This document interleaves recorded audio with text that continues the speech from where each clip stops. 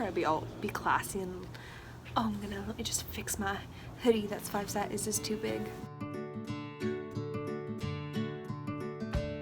What's up, you guys? It's Morgan, and at this point we're a few days late. Sorry about that.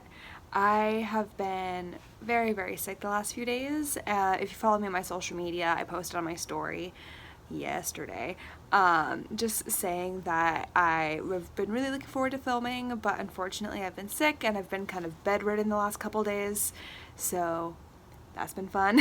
But now that I'm feeling a little bit better, I'm sitting down and filming because I've been really excited about this video for the last week or so.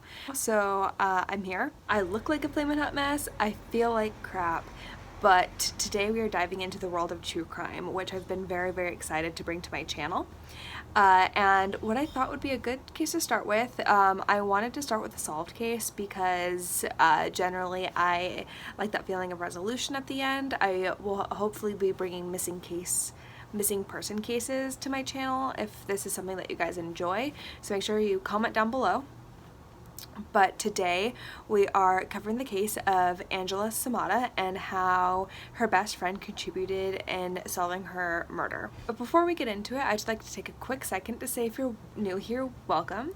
My name is Morgan. I try to put out videos every week, so if you like this content, make sure that you like the video and hit subscribe and that bell notification so that way you get notified every single time that I upload.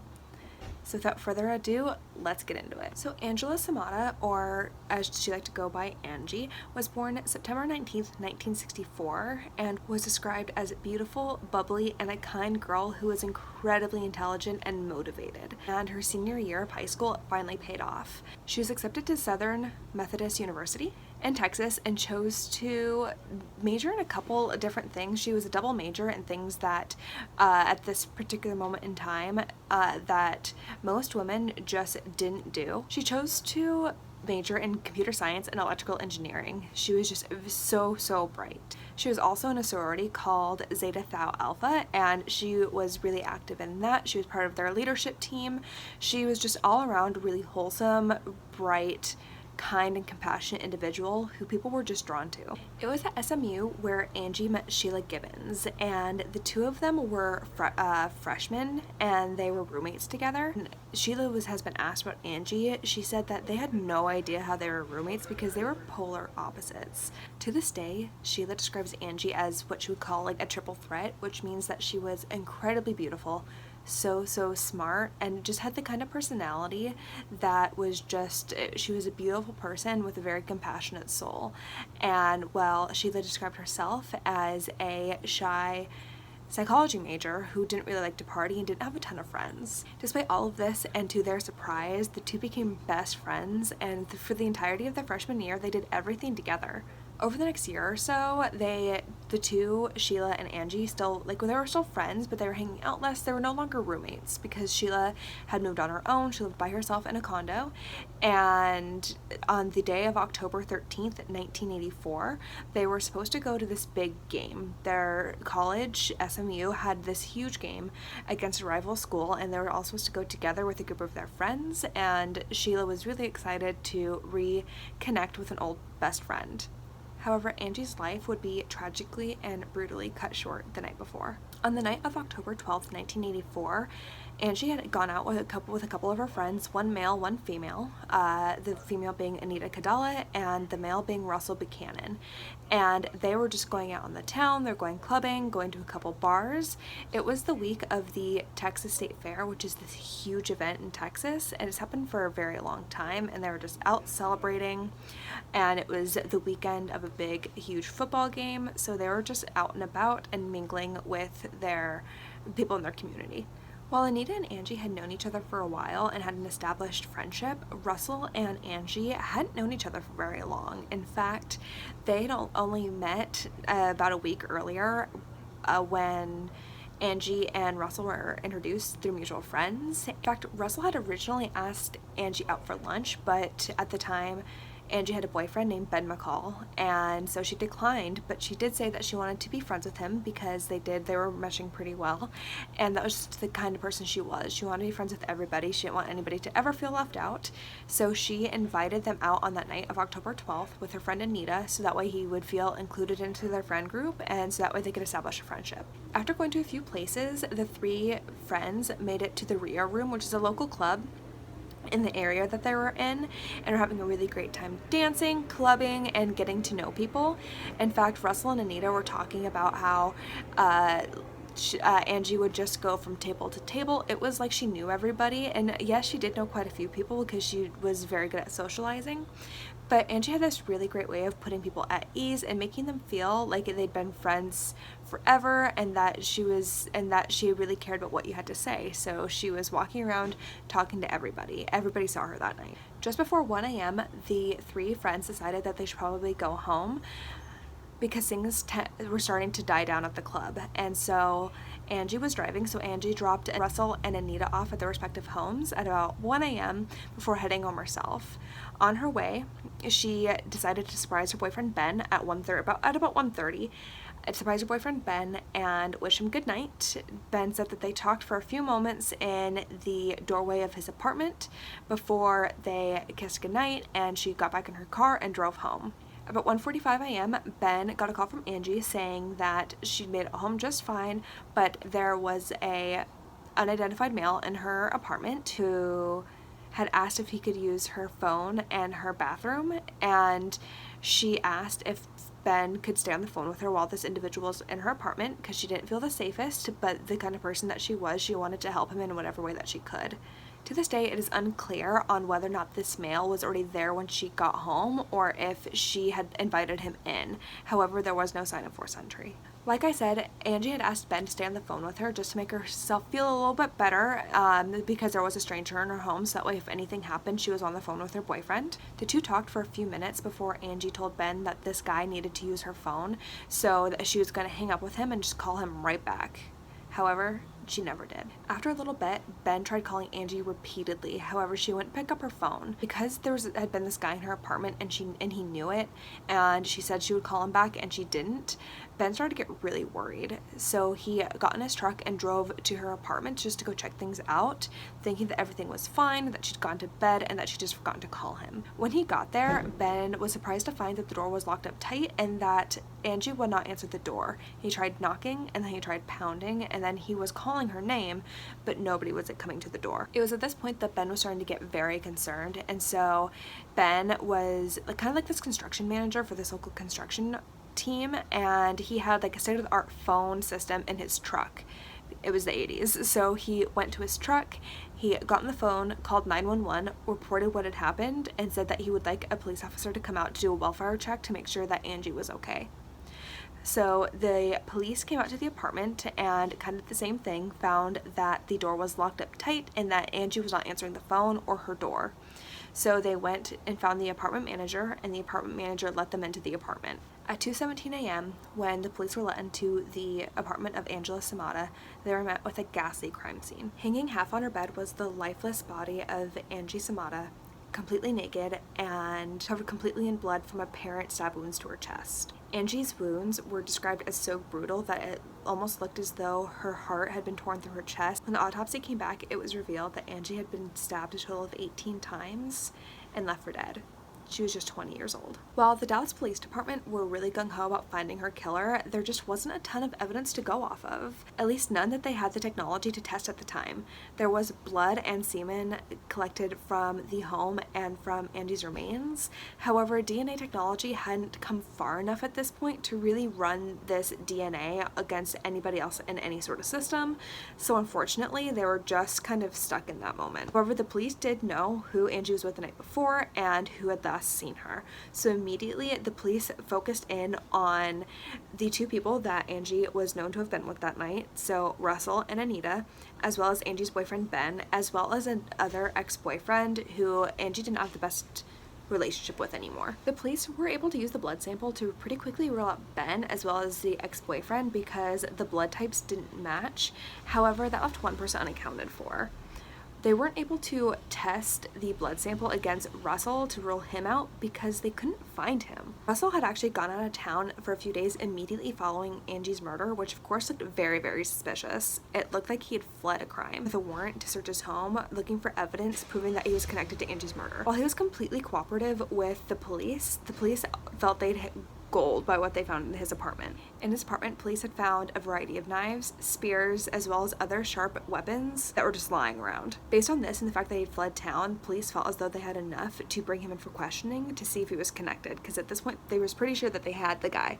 Russell told the police that Angie had indeed dropped him off at his apartment around 1 a.m. where he immediately had gone to bed because it was late and he had a wedding to go to the next day, and was immediately going to go visit his family in Houston for a prearranged few days.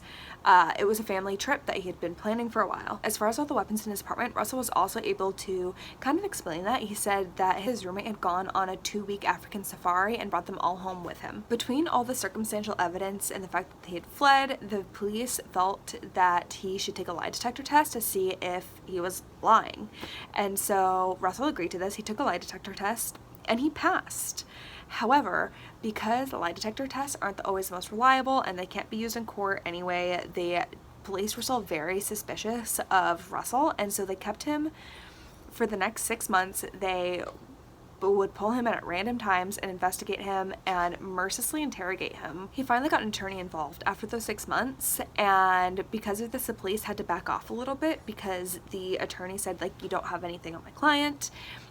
You either need to charge him or leave him alone. However, he was still on 24-hour surveillance, and because of this, they knew that he was accepted into a school in London for graduate school. At this point, he was going for architecture, so he was going to London, and so the police were very concerned that he was fleeing the country and was going to get away with this. During this investigation, the Dallas Police Department actually came into contact with Sheila, who was Angie's freshman roommate. And Sheila kind of became an ally to the police, and when the police told her that they were honing in on Russell, she agreed to help him in whatever way that she could.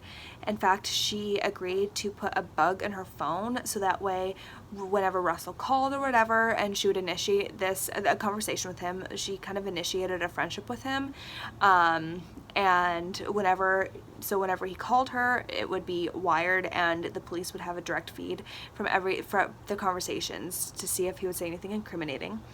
However, he never did, and it went so far as to one day Sheila and Russell went to lunch with undercover cops nearby to see if they could catch Russell in any sort of lie or see if he would admit anything. And like I said, he never said anything that was incriminating. However, in this time period, because she was working so closely with the police, she kind of adopted their way of thinking and became convinced that Russell was indeed the one who had killed Angie. Unfortunately, the case went cold for over 20 years. Eventually, those who were close with Angie kind of drifted apart and they separated and they all went their own ways. However, Sheila never forgot her college best friend. Sheila ended up moving to Nashville, Tennessee, getting married and having kids of her own, but was still unsettled and enraged by the fact that she felt as though Russell had gotten away with murder and that Angie had never received justice for the crime. She was so angry that Angie never received justice, and Russell, who is at this point now a world-renowned celebrated architect, was outliving his life with a family that loved him. By the mid-2000s, Sheila could no longer stand by and do nothing, and so she reached out to the Dallas Police Department and called them over and over and over again, pleading with them to reopen Angie's case. When that went nowhere, Sheila actually decided to get her private investigator's license so that way she would have access to the evidence that had been locked away and stored for over 20 years.